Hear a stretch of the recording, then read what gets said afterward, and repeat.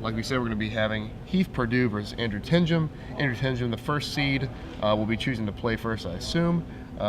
Pretty important because, I mean, it's always important to go first, but when your opponent has one drop mana accelerants, being on the draw can be pretty ruthless sometimes. Absolutely, and the winner of this match is going to end up playing let's see, yeah, Nick Mudd, who won with Aristocrats over Naya yesterday. Yep. All right, so here we go. Guildgate. Didn't think I'd see these until post-rotation, but you know. There's a fair number of Guildgates in this top 8, right? right? Good amount of Guildgates, yeah. The black-white deck has it, the rock deck has it. And yeah, I mean, just we've seen so much black, green, and black, white on camera that we've just seen Guildgates galore today. Yeah, and plus there's that Izzy Guildgate in Prozac Storm deck. That's true. That's true. Don't forget about the blue-red duels here. So we have Voice here against Vampire Nighthawk. Not the fast start that Heath could do, but of course that guy ain't no joke there, Mr. Paladin, giving Voice fighting power against the Vampire Nighthawk, but still just a trade here. Do you make this trade here? Pretty sure. It depends on the rest of your hand. Yeah, if you have I see a removal spell. Because the Vampire Nighthawk is a above average quality card.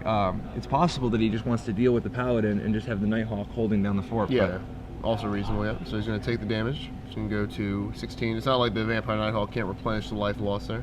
Right. Plus, if he's on, if he trades, he still has to deal with the Elemental. That's true. Yep. All right, so Andrew looks like he has Oblivion Ring, Disciple Bolas. I see a Restoration Angel, and then a couple black cards there, assuming some form of removal to the left of his hand. Yeah, Oblivion Ring definitely not at its worst in this matchup, particularly game 1 when Perdue has 0 ways to get rid of it. Yeah, yeah. Answer alls are good, especially in a deck like black-white that doesn't have permission. So pretty much everything's resolving against you if you're Andrew, and you just have to be able to just use your resources to deal with on-board threats.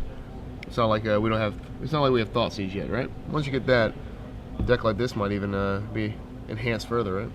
Oh, absolutely. Thoughtseize would definitely be right up their alley. Yeah. All right, so we're paying 2 life here. If he passes turn, we all know what's going on here. Well, no. The Restoration Angel. Oh, yeah, demon. nothing. Yeah, there's no way. Yeah, because of Voice of Resurgence, he's not going to want to play anything. Yeah, that's true. That's true. Yeah. But the Desecration Demon is definitely a real nice follow-up to the Nighthawk. This Right. way, he's putting down big threats that are actually able to swing the game a fair bit.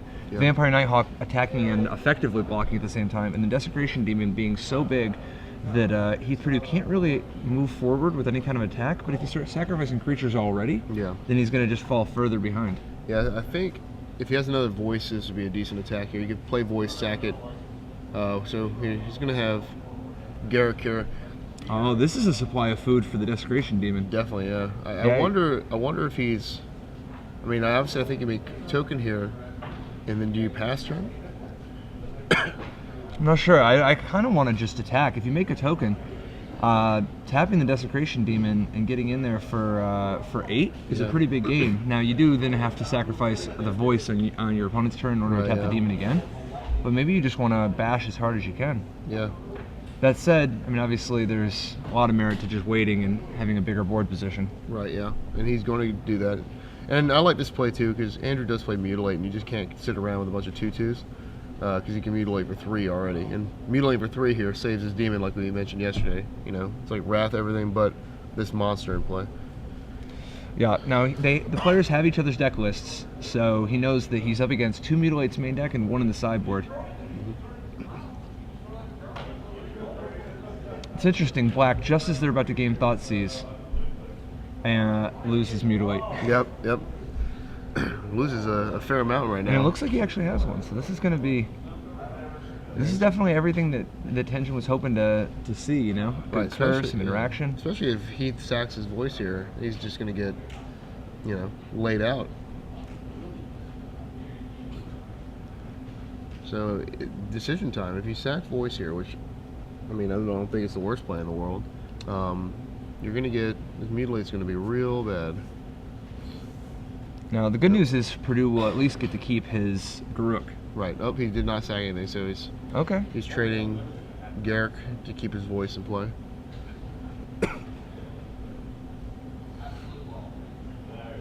It's interesting. So he played the Garruk effectively as 2 taps on the Demon. Right. That is a very aggressive line. That is.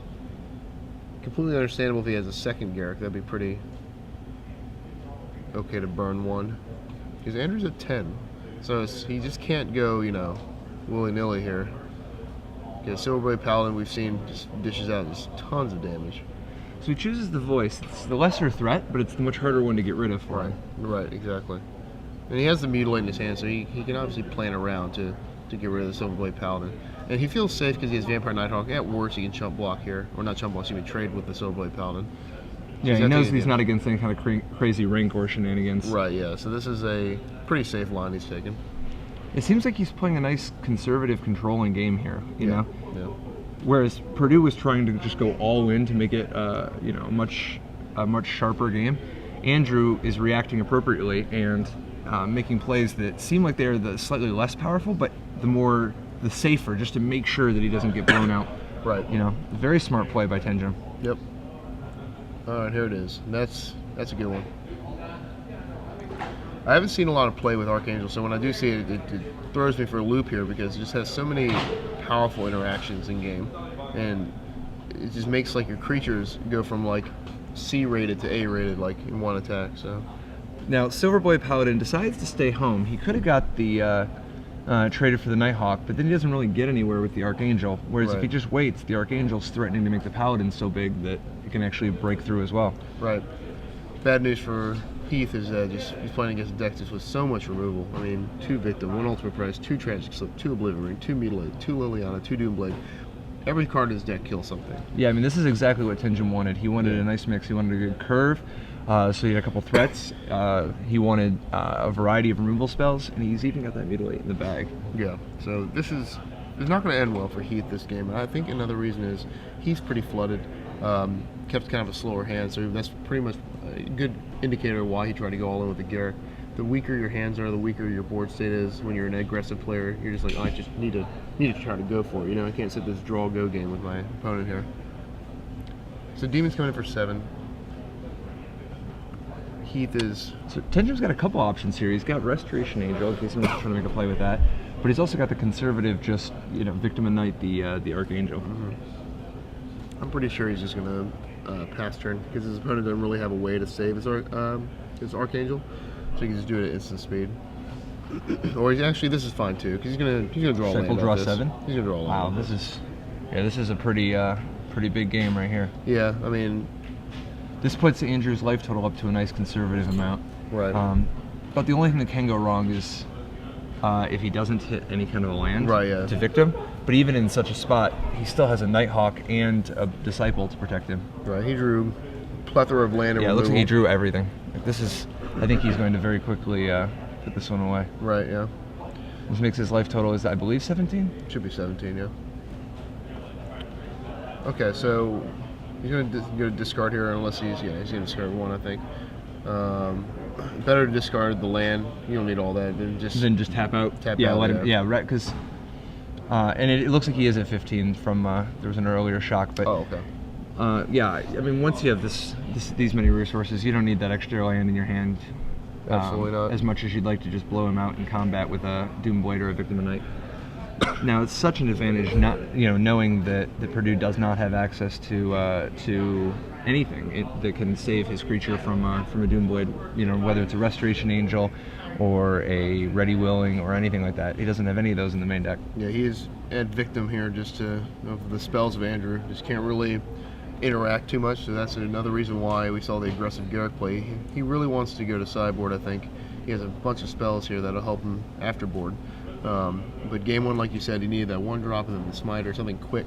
And his quickest play was a turn 2 voice on the draw. That's just not going to cut it.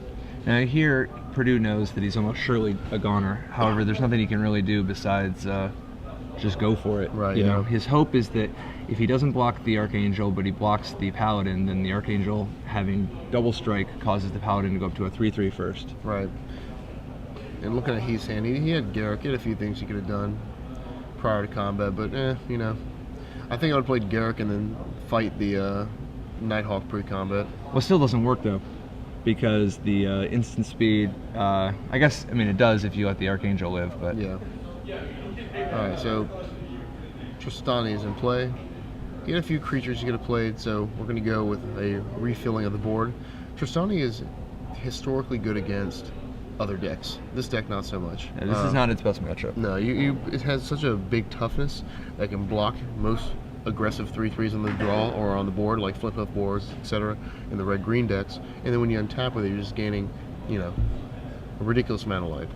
Yeah, and the thing is though that Andrew has such big threats, like drawing so many cards off the Disciple, as well as hitting so hard from Obsidat and Desecration Demon, that even if his opponent gained 40 life, he could easily overcome it. Yeah, I'll get you eventually is the control motto there. So Gerald's Messenger ticking Heath down a few more notches. It's always funny seeing Vampire Nighthawk and Giraffe's Messenger fighting side by side. They are like two opposite ends of the spectrum. Oh yeah. We have the lifelink vampire and the draining zombie together. And then that human in the middle that always thought was a cool card. It has it's different, There's not many cards like it. Alright, so what does Perdue need to even get to have some chances here? I think he needs another Archangel, which would gain him life with Tristani and then counters on all his guys and stuff. I mean, we know that Andrew has more removal in his hand. Another slip, another victim, just more stuff. So, yeah, drawing 7 is pretty effective when you don't draw like 5 or 6 land like we saw yesterday. And he's gonna be drawing 3 more right here. Oh no! Yeah, I guess he's just gonna blink the Gerald's Messenger. So we have an update. Jeff Khrushchev with Blue White Red Flash is up a game in the Flash. Is that Flash Humans matchup? Yep. Yeah, the Aristocrats. So we have the control deck of the top 8. Now trying to get to the finals here. Clearly the dog I'm rooting for. But in this matchup, I kind of have a soft spot for this green white deck. It's just it's kind of like the historic underdog. Green white aggro. It's been lingering around. I remember it back in the day with locks on hierarchs and trying to just beat them down, putting equipment on things, and even in extended with troll aesthetic.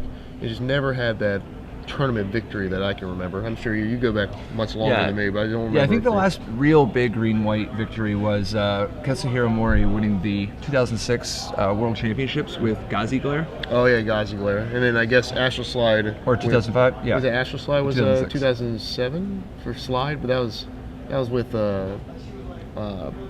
Astral Slide, Eternal Witness. That one. Yeah, up and extended. Yeah.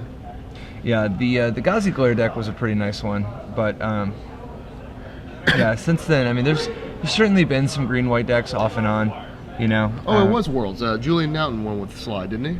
Oh yeah, I think he won with Slide. Yeah. A year after that, that was a cool deck. Against the Affinity, where you can just Viridian Shaman and blink it over and over and have a good time. Yeah, I think back in was it 2005, 2004? Yeah, Julian. Yeah. All right, so here we're seeing some of the flyers in the air. Do you think Tenjum's on the Mutilate plan? Yeah. He's got enough swamps to sweep the board and just clean up all the problems. The thing is, I wonder, do you think, I mean, he's got to care at least somewhat, right? Yeah, Tristani obviously has got a little out of hand, and it kind of was another way for Heath to get back in this game, because he did leave all that mana up, so he did have Advent of the Worm, untapped, copied it, another Advent of the Worm. So Andrew is not too concerned because he still has a clear advantage here, but he does need to deal with that Tristani and those worms there. It looks like he decides he doesn't even want to blow the Mutilate yet. Yeah, he can just do Blade Tristani off the table. And he can slip the other. I think, doesn't he have 2 slips? No, he has 1 slip. Yeah, but he's going to extort. Yep. And that's fine. He's down to 0 cards. A measly 8 life. And that Disciple and the Giraffe's Messenger trumped the Worm anyway. He's still bashing with the Angel and the Vampire Nighthawk. He's got Blind Obedience draining even more. And he's still got a lot of gas in the tank, Yeah, this is just not looking good for Heath. Yeah, he doesn't want to blow the Mutilate right now, just because he wants to continue the pressure, He's got Heath effectively on a 1 or 2 turn clock, depending on how this turn shapes up. Right. And even though Heath is so far behind, we just see the cool interaction with Tristani there. And in a world against no Doomblade, I mean, you're playing against a green-red player or someone that doesn't have spot removal. Think about how absurd they can get with Advent of the Worm. Just every turn in a world without spot removal, one legend is here to populate them all. Yep. And ruined dreams, crushed dreams. Some people played Tristani at the last Pro Tour actually in the control matchups. Like they would sideboard it in primarily against red, but they would board it in the control matchups because it's actually a funny trump against Aetherling. Oh yeah, that is funny actually. Yeah. Like if you're doing an Aetherling race, Right. yeah, the guy with Tristani wins. That's true. Yeah, that's funny. Yeah. Plus, it randomly interacts with your voice resurgences, and Yeah. you know. Yeah, that sounds like probably the best answer for Aetherling and block. I mean, I can't think of much better than that. Besides, like slaughter games or whatever. yeah, besides you playing it first, or Yeah. more of them. Yeah, Deader's Knell, which is not very reliable. No Debtors, no. That card was cool too. All right, so Andrew's coming in again. He's sending in Gerald's Messenger now because that will effectively kill Heath if he has one spell in him, because he's going to block here. He's going to block the ground guys. Take 2 from the Gerald's Messenger, 3 from the Angel, taking 5. Oh, he's not taking that 2. Never mind. So it's still good though, because you're putting Heath on a 1-turn clock here. Well, he's also just got enough extort. Oh, there we go. He just signed. Yeah. There we go. Sign of blood to your opponent. So he zaps him for 3, and that will end Heath game 1. Going straight to the board here. So what's Tenjum bringing in? We have the funny black-white sideboard we mentioned. Classic yesterday. 1 and everything? Classic 1 and everything. And so probably a few, like, definitely more removal, and just everything that kills a creature, I'm sure is coming in. And then another Vampire Nighthawk, too. Sounds good. All right, you got a trivia question for us? Sure. Yeah. So we're gonna be giving away some more premium here. This is 6 months premium, and yesterday we gave away a little bit of premium to some lucky people, and we're gonna give away a bigger chunk today. Okay. High rollers. There we go. So Make sure to it's follow trivia. us, SCG Live. Yeah. Hashtag Otherwise, SCG Premium. we can't pay you if you're not following us. Yeah, Okay? and we use loosely, considering. Yeah. We, part of the establishment. So there was something unique about this top 8. I Okay. think. Okay. Oh, in this day and age. This day and age, this top 8, okay? And there are a couple control decks in this top 8. Sort of. Sort of. Definitely one that we just watched. Kind of utilizing the mono, splashing, you know? Okay. And then we have one that's a flash quick deck here. Okay. Something that has a few angels, some Sphinx of Revelations. What are the 2 control decks currently in this top 8? Not only top 8, but in this top 4. There are 2 control decks in this top 4. And we want you to name those 2 for 6 months of free premium here. So, like, for instance, if it was like mono green control, they would say mono green. If it was like blue, white, red flash or black, white control, they would just say those. Not supposed if to tell it's, them I don't that. know, if like whatever the answer is, right? If it's mono blue control. Oh, if in a hypothetical Right. world, right. So what are the 2 control decks? And I'll give you a hint. The black, white, red humans deck, the Aristocrats, is not really a control deck. No. They're a little aggressive. Yeah. Yeah, I don't. Cards or decks with the Falcon Rest Aristocrat kind of throw me off a little bit. So 2 control decks. Just mention them on Twitter. Just follow us on SCG Live here and let us know. Hashtag SCG Premium, and we'll be giving away that 6 months trivia. Okay. So back to the match. Let's go ahead and take a look at game 2. It's cheating.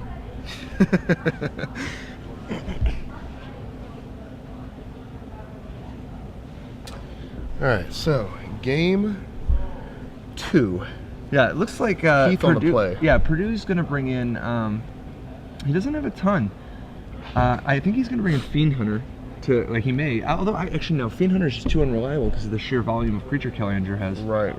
The Rook Primal Hunter will be good though. Oh yeah, that's the one where we mentioned how good Resto Angel is against Planeswalkers.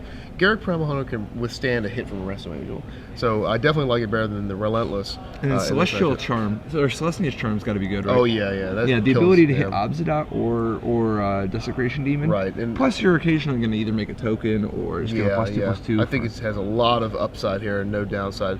Cards like Unflinching Courage are for the aggro decks. Pay No Heed again for the Bonfire that we talked Do you think about. there's any chance that he brings in Primeval Bounty? I think so. I I think it's another way to go long. Yeah, recurring threat. Because even though Andrew kind of ran away with that game, Heath, hypothetically with 7 mana dorks, can get out of that Primeval Bounty pretty early. And even if he doesn't, he just wants a series of repeatable threats. Primeval Bounty, Garrett Primal Hunter, Garrett Relentless. So Is there any matchup you wouldn't board Primeval Bounty in? You love taking control. I do love that card. Probably any aggro mirror. Anything that you're playing against another aggressive 3 deck. life a turn. That's true. Maybe. And extra blockers? Maybe, maybe. Maybe if you're, as long as you're not getting you know, Thundermaw, Hellkite, and Hellrider, then I think I'm down with bringing it in. On the other side, we have, as you said, I think all that all the removal, you know, the Mutilate, the Ultimate Price, I mean, even just Vampire Nighthawk, you know, possibly, I mean, I guess even Cursed S holds a possibility. I mean, it's not that good against most of his creatures, but if you hit all the elves, then it makes, you know, like those are a bunch of less problems to deal with. I just leave it in the board. Yeah, Curse has always been on the fence for me. It's if you need that 15th card, you know, that extra card you got to take out. Curse has always been one for me. Kind of like in the scenario of I'm playing a control deck with Tamiyo, but Curse kills all their mana dorks. I'll cut Tamiyo for the Curse because it has more in-game application. Black-White, I don't know if he has enough cards to board out, but if he did have one short, I'd definitely bring that Curse in as a kind of a spicy one. I think I'd start. I'd rather bring in I'd start by trying to get the Messenger and the Nighthawk in there because those early creatures, just super valuable for not falling behind on the board. Right. So, although you're right, he doesn't have a ton to board out. I mean, he's going to take out his Blind Obedience to be sure. Yeah. Do you think there's any chance he boards out? Maybe a Sign in Blood, maybe one. Yeah, I was going to say one of his Sign in Bloods, particularly if he's on. Oh no, I guess if he's on the draw, then. Yeah, I think he might take out maybe a Geralt's Messenger just because he's going the early spot removal route. And just swap it for a Nighthawk or something. Right, yeah, Nighthawk's probably better than that. And then maybe the Liliana of the Veil, like you mentioned. It's not very good against Voice of Resurgence and, you know, Mana Dorks there. Unless you get that on-the-play, spicy 2-mana removal of Liliana, but he's on the draw this game, so I wouldn't be shocked to see Liliana come out. Alright, so Heath is looking for a much different start than last game. He had a little spark of fight in him when he made a bunch of worms, but Andrew, drawing, you know, a fistful of cards here, had plenty of resources to dispatch those quickly. Yeah, last game was definitely textbook exactly what the Black-White control deck wanted to, how it wanted to play out. Right. You know, which is a very different sort of pace than, like, for instance, a blue-white-red control deck would play out, where, although actually there were some similarities, you know, like the Disciple Bolas looked an awful lot like a Sphinx's Revelation that game. It really plays like it, right? You draw cards and gain life. That's what Sphinx's Revelation does. Yeah, it's like Sphinx's Revelation, but instead of casting Supreme Verdict, you make a demon beforehand. Yeah, that's true. It's definitely the other side, the dark side of control. Yeah, demons are very flavorful, cool cards in Magic. I remember Promise of Power. That was one of my favorite casual cards back in the day. Making a demon, drawing 5 cards. Why do demons give you so many cards? That's the question. No, you're absolutely right. I bet everybody involved in the design of that is a bunch of very attractive men and women. I'm sure they're beautiful people. Magic players are beautiful people. Okay. Like the Patrick Chapin, and Brian Kibler, of course, most attractive person of all time, right? Oh! I was just informed. I looked it up. I Googled it, and I think someone knew. Tell you what, someone next to me may have had an influence on Promise of Power. So it looks like the players have got their opening hands. All right. No, they don't. Tenjum going back for 6. Going back to the well. I've been very impressed with Tenjum's play this whole weekend, you know. Yeah, he's definitely played well. Tenjum's no joke. We like to mention, of course, we were talking to some people that read our work earlier, and talking about variance and how his child kind of is getting a little frustrated because you get mana flooded, mana screwed, all this stuff. In Magic, the beauty is the variance, isn't it? It lets people, you know, that aren't as good, like, I have a shot to beat you, right? Because of this slight variance. Isn't that good? I mean, it's definitely a good element, but I think the bigger selling point is just the variety of gameplay. If you and I just sit down and do a game of, let's do calculus real quick for money. Yeah. Like it's not as exciting as even like playing blackjack, which has a very minimal amount of skill. Exactly. Yeah. But that variance gives you something to hope for, and it makes the games play out different from game to game. But it also it leads to a certain amount of unknown. Mm-hmm. Like there's a certain amount of it's not actually completely clear what all is important, how important are different things. You know, like if you're playing a game of war, there's no mystery. We both, even though there's variance, there's no mystery. We both know exactly which cards are higher than which other cards. Right. Game like Magic, there's enough variance that's uncertain. There's enough noisy stuff where it's not even clear when we think we're getting good hands or not. How good is our hand? It could change card by card, like you said. Yeah. Also, it's people like to use the vocabulary. Oh, I'm playing black-white control against archangel control or aggro. I have a good matchup. I'm probably going to beat them. How often do you hear I'm going to beat that deck? And then you look and what happens? You know. So even matchups are not definite, are they? It's 70-30, 60-40. It has been a while since I saw a 100-0 matchup in Magic. Definitely Antoine Ruel in the top 8 of Pro Tour Honolulu that Herbert Halls won. That was pretty close to 100-0. It was definitely 100-0 once he put Ancestral Recall in his deck. Yeah. But is that a good card? It wasn't legal, but he knew it was a 100-0 matchup. Right. So why not? He kind of had some fun with it. Yeah. So here's the start you mentioned earlier. Perdue, 1-drop, 3-drop on turn 2. But Andrew on his mulligan answers with Doomblade. Let's see if Heath has another smiter here. Man, that's pretty aggressive, because what if Heath had just played his land first, and you go Doomblade, and then he's like, ready, willing, Yeah, that would be slightly devastating. And a lot of people get into the mode of, I'm going to play my instant speed because it feels like the right thing to do, but it's not always the right thing to do. Sometimes it's right to do it main phase 1, get it done.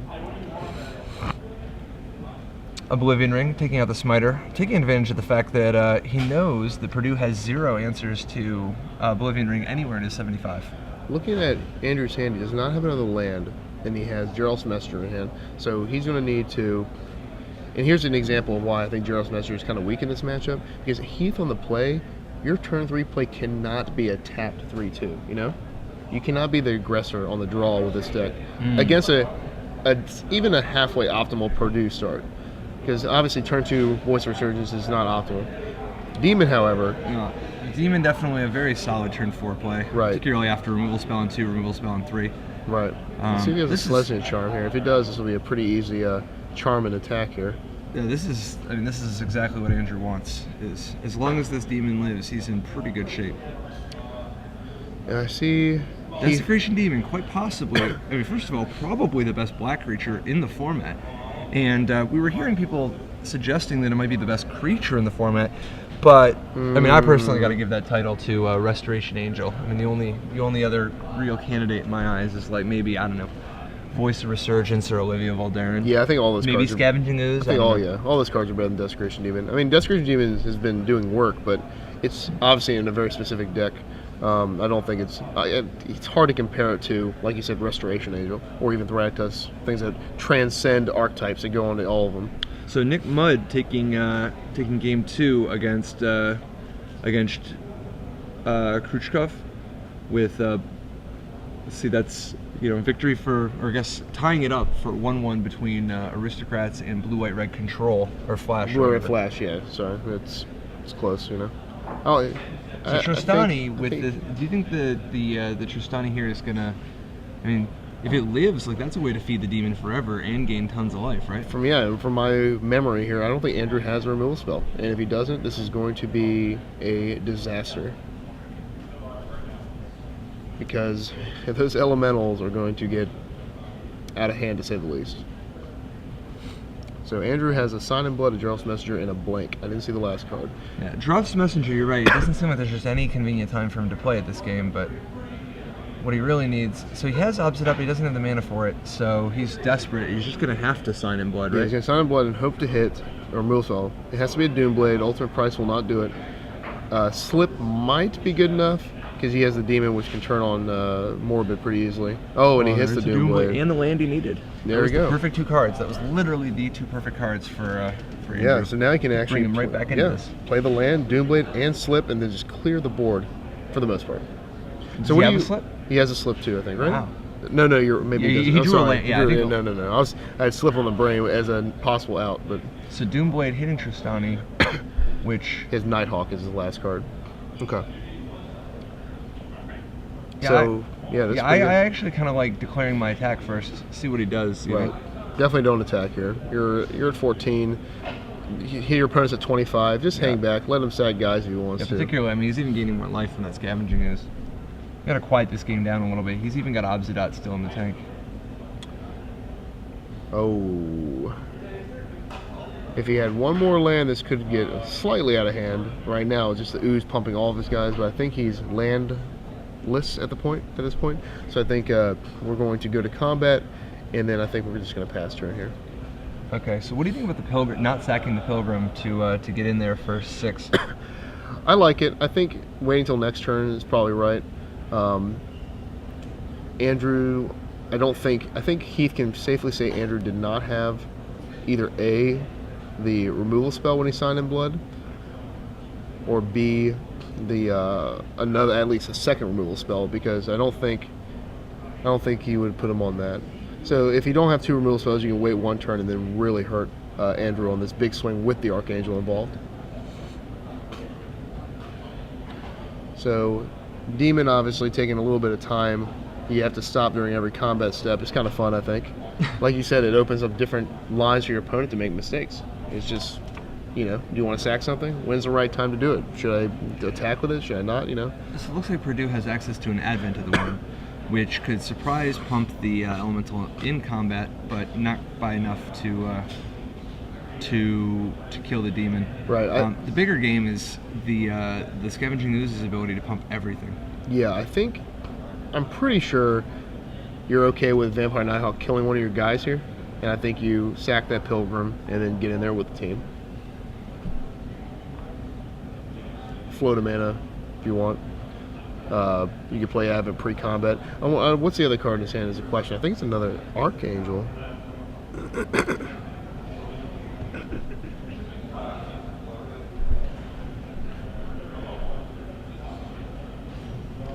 Perdue debating his options. Do we know how many creatures are in the graveyard? I see. Is it just one? I think there's 2 Smiters at least. Well, one's Oblivion Ringed. Okay, 1 Smiter and 1 Tristani, and then the other graveyard is 0. So yeah, 2.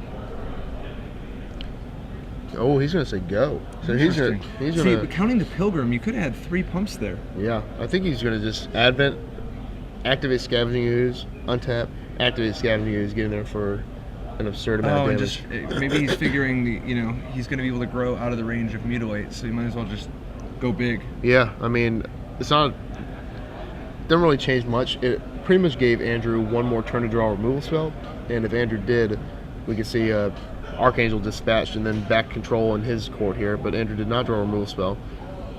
And he's going to remove Osmodet. He's going to see an Advent of the Word end the turn. Now this is lethal, right? This is just a ridiculous amount of damage. Yeah, I believe this is actually lethal with the amount of ooze pumps, because you're gonna get 3 ooze pumps total after you tap the Demon with your Avacyn's Pilgrim. Yeah. And then that'll make the Worm 8/8. The Scavenging Ooze will be a 6/6. The Elemental will be a 7/7. The Archangel will be a 6/7. And that's it. That's if he doesn't have another creature in his hand, because this Pilgrim's going to be a 3/3 at minimum here. Well, I'm saying sacrificing the Pilgrim as a creature. If he has a oh right, yes, yeah. Yep. So right. so like I mean, this could be just 20 plus damage here. But he does have the Nighthawk, so we'll see what he draws here. Well, I mean, what I'm saying is it's lethal anyway. Oh yeah. Yeah, it doesn't even even if he just draws nothing, he's got enough damage on board to easily power through the Nighthawk and do lethal. Even if even counting the lifelink from the Nighthawk.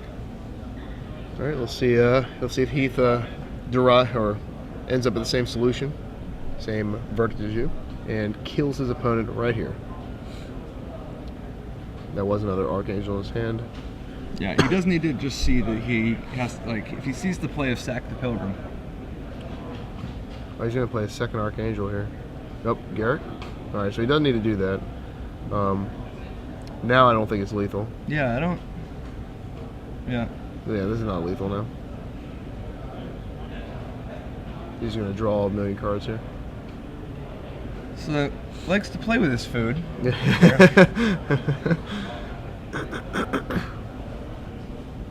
like, oh, you beat me with the Disciple Boss. Let me show you how it's done. Yeah, you want to draw 7 cards? I'm gonna draw 7 cards now. 6 cards, close enough.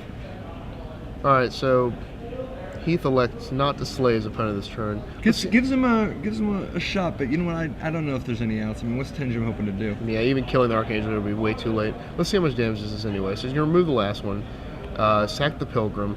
He's going to tap the Demon.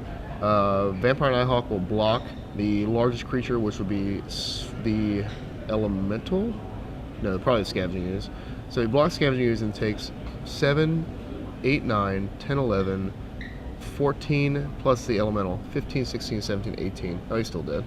He gains 2, 16. 7 16. and He takes 16. 7. No, it'll be 7 and 6 and 5. 18. And Yeah, he gains 2 absolutely life, right. so he's going to die on the spot anyway. Not before Heath gets to draw a nice quick 5 cards. Right, 6 cards. He's like, I'll show you, and here it comes. Yep, this is lethal.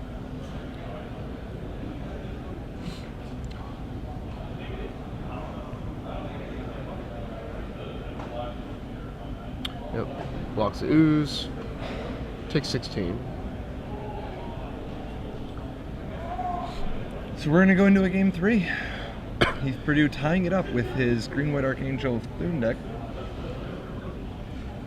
I always think it's interesting just seeing these green-white creature decks. They're so like, you know, first gear to 5th gear, 0 to 60, you know? Take 30. Sure. So it's just a lot of damage impact there. Contrary to the red decks that are really like gradual, haste creature attack you, haste creature attacks you, you 4 damage here, 5 damage here. This deck is about, I'm going to just build my board presence. You got a death touch guy over there. I'm not worried about it. I'm not worried about any of your creatures. I'm playing 0 removal my entire main deck. I'm just going to go over here and mass this ridiculous board because how many people are playing Supreme Verdict nowadays? Not a lot. Not a lot. One of the trivia answers are playing it, but that's about it. One Supreme Verdict deck in this top 8. All right, so game 3, the sideboarding. I think Andrew might take off Gerald's Messenger. Dead card in his hand, definitely not something I would want to draw again. On the play, obviously much better, but still not that great, I don't think. So I kind of just want to be all Nighthawks on turn 3, or maybe even a Blind Obedience in turn 2 and then turn 3 removal spell instead. Yeah, I could even see potentially, you know, switching back over to like a Liliana or something. Yeah, Liliana, like you said, on the Like, if if you're you're gonna gonna play, be on the play, yeah. Yeah, I agree. because you're right. The messenger looked pretty bad that game. Yeah, if it didn't come into play tapped, if it was a somehow different Magic card. Yeah, and plus, like, if it was instead like an enchantment that made it so that you could skip your draw phase, but instead you could pay 0 life to set aside the top card of your library, and then at the beginning of your end step, put it into your hand. Yeah, that's similar, I guess. As That's well similar. as, you know, if you discard a card, exile it. Yeah, I think that would be a better card for us than What's the mana Giraffe's cost on Messenger, this? too. Is this The same thing, Giraffe's black, Messenger. No, it's okay. just Giraffe's Messenger. Okay, gotcha. I think we deviated a little bit from what it used to be, instead of adding 1 or 2 things. But yeah, there's I guess the development team really knows what they're doing. They make cards pretty well. You're saying by not making Necropotence anymore? Why not making Necropotence? Sure. Or making Gerald's Messenger untapped. I mean, every little like nuance, every little difference between a card is make or break, from playability to all powerful to broken. You know, you got. When was the last time you think they made a card that was just actually broken?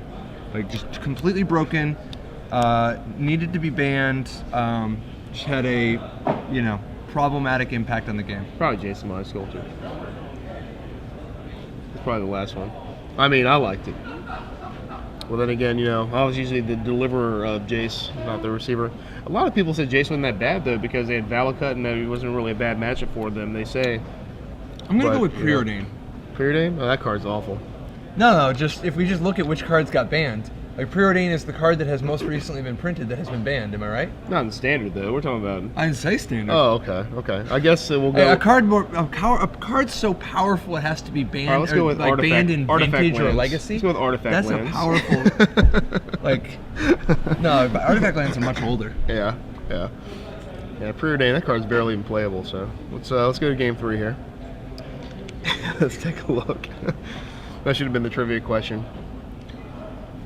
What card is barely playable? What card's barely the answer playable? we were looking for was Preordain. What is Preordain? Yeah. I walked that back. No, I think that Jace the Mind Sculptor is an example of everything that's right with Magic. Right. Yeah. Other than it not being legal. You know, like, how beautiful. yeah. Can you imagine how much more popular Modern would be if everybody could play Jace the Mind Sculptor? That would be, like...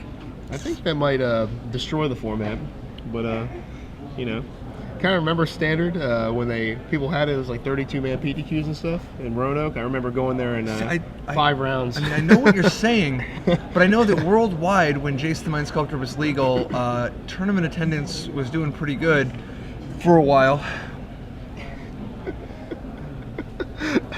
No, that's true. It was doing pretty good for a while. Yeah. I remember when Skull Clan was legal in Standard for like months and months and months. Then they banned it at the last possible minute when the last set came out. I was like, all right, well, I guess now it's time to go.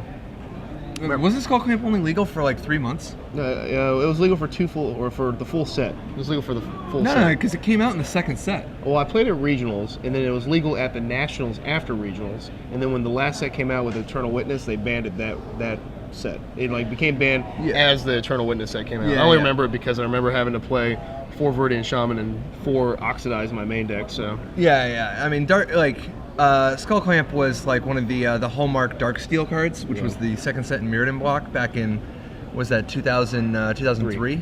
Yeah, and then, or actually 2004 was when like. So you're right, it was 3 months then because it was the middle set and then they banned it with the third set. Yeah, exactly. But there was like a nice little evolution there because I think an awful lot of people were kind of done with Skull Clamp after about 3 weeks. You know what I mean?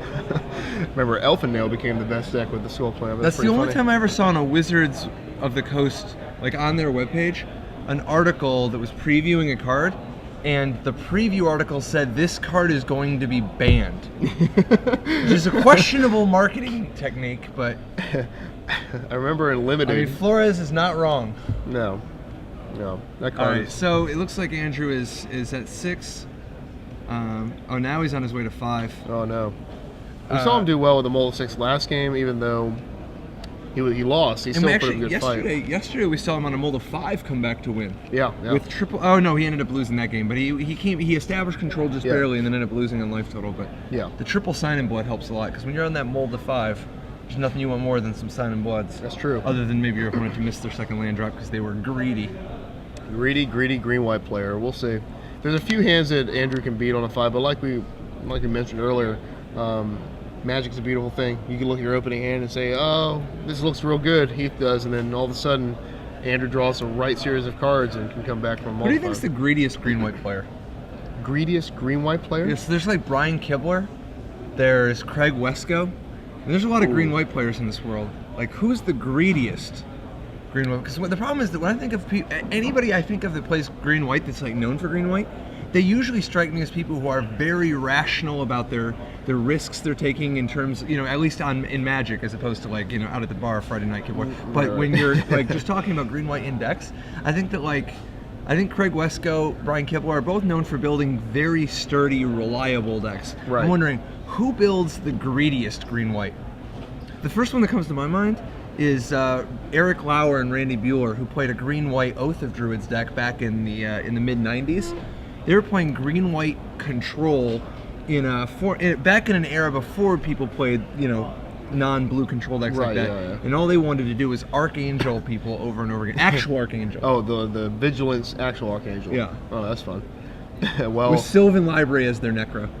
All right, so Andrew, with a lightning-fast tempo, not so much lightning fast play, but has Mutavault and Orzhov Guildgate facing down. Is this going to be a turn 3 Smiter? Yeah. Turn 2, yeah. Yep. Turn 2 Smiter, you're right. Yeah, real accelerated, aggressive. Patrick mentioned the formula for winning, and Heath obviously listened to you by playing turn 1 guy, turn 2 locks on Smiter. Yeah, but Andrew doing everything he needs outside of the Sign in Blood. Oh, that is devastating. Do you attack? You don't attack her, do you? You don't want to get Mutavaulted. Oh, I wouldn't do that. Garrick's gonna die to Mutavault now. Yeah, but that Garruk was worth so much to him. I think you got to stay home. You got to stay home. Although I don't know if it worked out better this time because he got the extra damage in, right? Because doesn't his opponent have a Doomblade or something? Maybe. I just don't. It's ultimate price. Yeah, I think you still have to wait. I think even though there's a chance Andrew on a mold of 5 has a removal spell, it's unlikely. And it's just worth so much. It's worth so much. Yeah. The 4 damage is not worth it. Oh, well, maybe that's why. Wow. Right, I figured out why I did it. Wow, so you're saying Heath Perdue knows something, huh? You're saying Heath has more information than we did. Second Garrick. Oh, this is a brutalizing. Could Heath start be even better than this? I don't think so. No. Actually, yeah, I guess if you went turn 1 Elf, turn 2, Voice Elf, turn 3, Garuk. Primal I don't Hunter. know. Yeah, I mean, It's not even clear that that's even better. right. That's just different. Good. This is like. All right. Well, Andrew's just on a Moldify facing possibly the best start that Heath could have. Yeah, I mean, this is like. No cooldown. No. Bashing through any sort of armor. Just a straight up brutalizing. Yeah. Andrew definitely has, you know, Yeah, wet noodle in a sword fight here. He's not really fighting with too much oomph. Heath doing so much damage. Obzidat. Obzidat that is. Obzidat. In play. Leaves in play. Have to. Why not have the Celestial Charm here too? Oh, he has a Gavany Township. So now Smiter trades with Obzidat. These are just getting pretty ruthless here. If you have Celestial Charm, that's obviously going to be the God start here. What do you think about the Garuk to draw 4 cards here? Do you like that? I think so.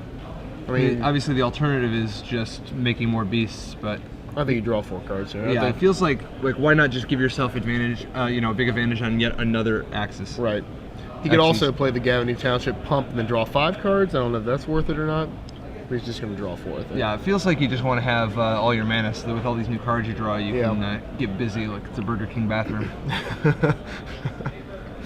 Exactly like that. So what do you think he's looking for besides something obviously that just deals with Obzidat immediately? You know.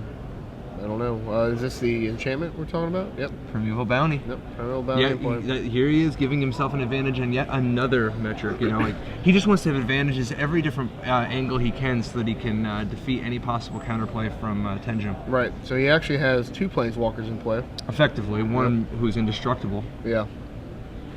Yep. So let's see if Andrew has any hope and a prayer here. Who will draw 2 cards to see what he can find. So he's going to need lots of things right now.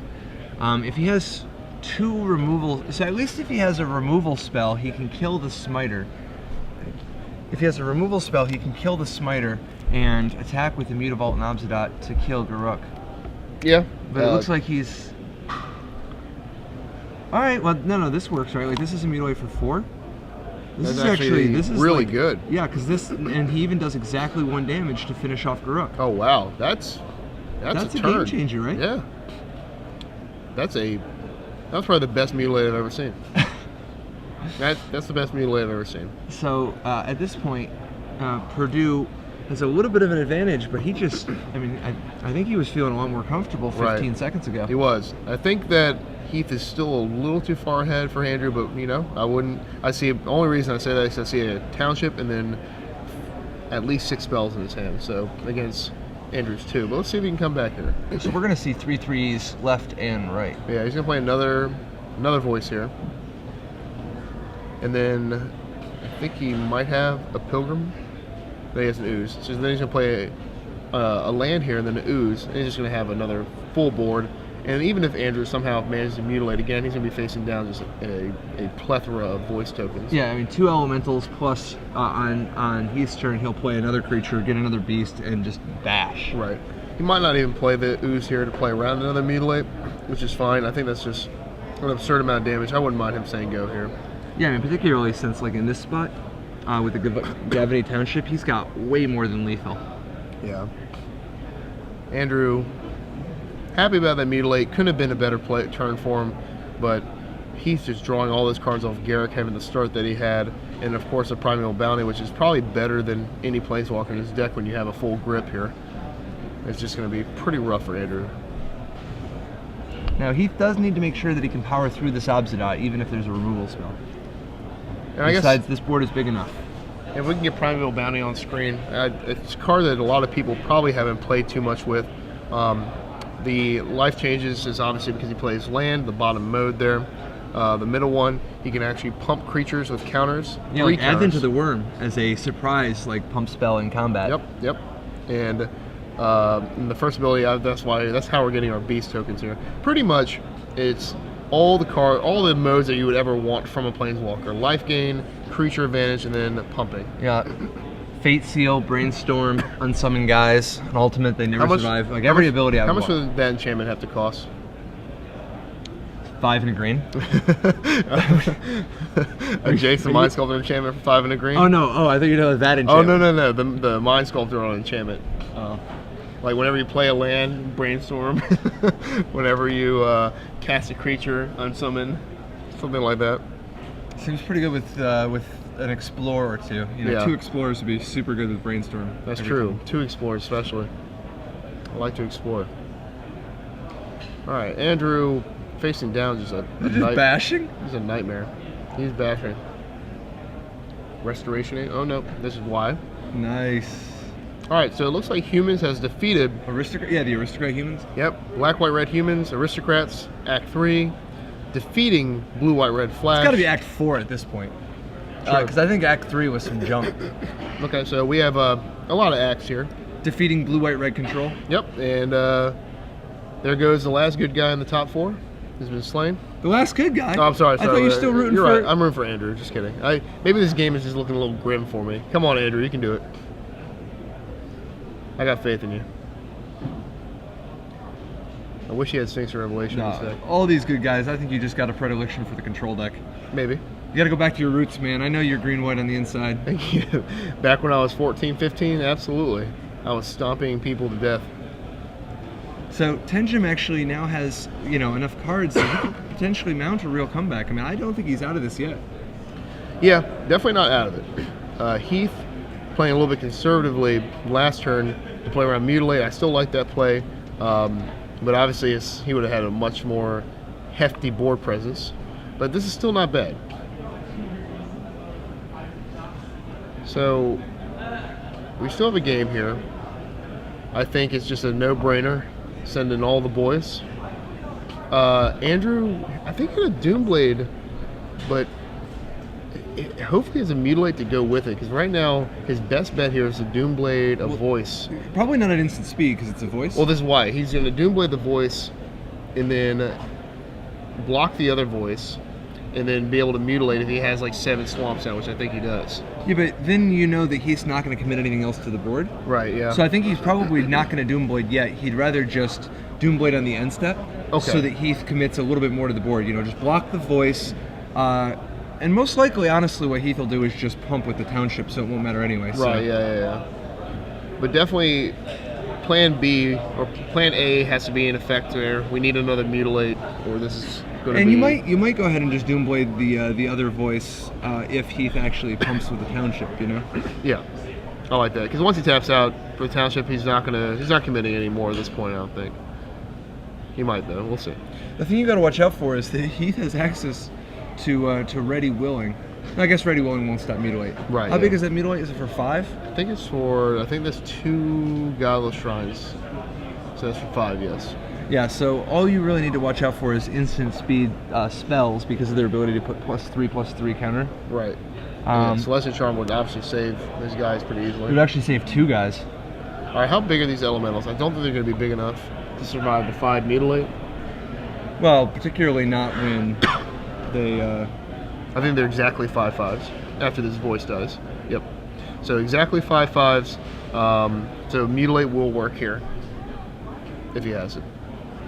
Any spell could make this go... 6/6s now. Well, anyway, he has a 6 swamp in his hand anyway. Yeah, and obviously... Oh, yeah. The Mutilate kills the other beast and it will shrink anyway, yeah. Just kidding. So it would have to be a Mutilate for 3 would kill everything. Pay no heed, starting to look pretty good. If the Mutilate did damage, it'd be pretty good. Alright, here we go. No. As an instant speed +3/+3. Oh, Giant Growth. Better than Giant Growth. Permanent style. Alright, does he have the Mutilate? I think he does. I think that's the 3rd card there. My artwork prowess here is not the best. I gotta tell you, Andrew has not looked afraid for even a minute. Yeah, there's a Mutilate. This is going to be an impressive play. This will kill everything. This is good. Alright, so the world dies except for 1 lowly elemental. No. Oh yeah, because there was still a voice. He Yeah, never one used voice, it. Yeah. And I think his follow-up play, 1 short of an Osmodet, so he has the Resto Angel. Obviously, Heath is going to... He knows Andrew only has 1 Mutilate left. What do you think of not attacking the Mutavault there? He has the resto, so I think it's just the resto there instead. Wow. Yeah. So I think what's going to happen, I think Heath is going to drop the world here. I don't play around the last mutilate. If I'm Heath here, I might hold one creature back, but you really need to have a hefty board presence because you can't, like we've seen, there's too much spot removal in Andrew's deck just to have 2-3 guys out. What a game. On the mold of 5, Andrew Tenjum back against the wall, facing down every sort of disadvantage he could be in, and just, like, I mean, out here grinding. Right. And we see how good sweepers are against green-white. I don't care what year we're in. If you have sweepers, it's pretty good against this deck. All right, here's our refill here. Did he forget some 3/3s?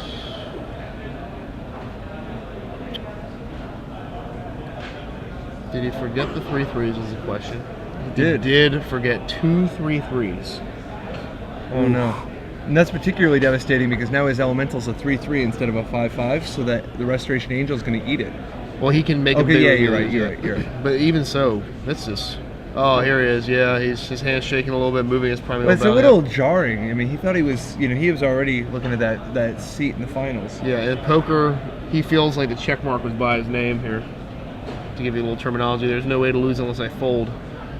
Be careful, because missing 2 3/3s, 4 4s, 5 5s after these Archangel pumps is almost like folding. You need to be very careful. Don't do that again. Man. So Andrew, trying to figure out what is he, what are his outs besides drawing the last mutilate? Right. What else can he do? I don't think we resto chump block here. I don't think that's in the cards here. No, I think you got to save the resto anyway, if only to potentially sack to a disciple if you draw that. Right. Maybe he's thinking about mutable chump blocking, but I don't know. I don't know if it's worth it. No, I don't think you can chump block. I think you got to just put out the restoration. Maybe not. I mean, because maybe you figure the only way you're winning is if you draw mutilate next turn anyway. Right. Or maybe an augur. You definitely throw the Resto Angel out there because if you draw the Disciple of Bolus, yeah, you want to draw those cards. Because then you have more chances to draw the mutilate, right? Well, he's only got one more Disciple of Bolus in his deck. Right. So, I guess possible. Yeah, he played to those outs. I think he has another Osmond in hand, so regardless, he'll have a play after this mutilate. Andrew needs about 3 more mutilates, I think, to really take control. We need to have 5 or 6 of them. Dude, I don't know. I wouldn't count Andrew out yet. Oh, here's an ultimate price. Okay, so in response, we're going to see an ooze activation, which pumps his other guys. So that ends up being that's a 3/3 elemental. I think I would have passed priority. I'm pretty sure Heath was going to. He missed the angel trigger. Oh. Maybe he tapped the mana and then he got ultimate priced. Maybe he went for the ooze and then got ultimate priced. That makes sense. That's actually, that's got to be what we just saw. Did he just draw Gerald's Messenger? I thought I sent him a secret note saying to board that out. He must not got the memo here. Maybe he boarded 1 out. So he said board out.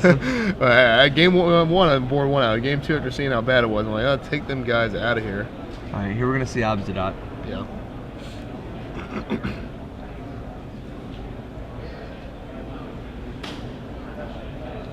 All right, going to 9. Andrew should be dead as sin here because of all those 3/3s that have been accidentally missed. I'm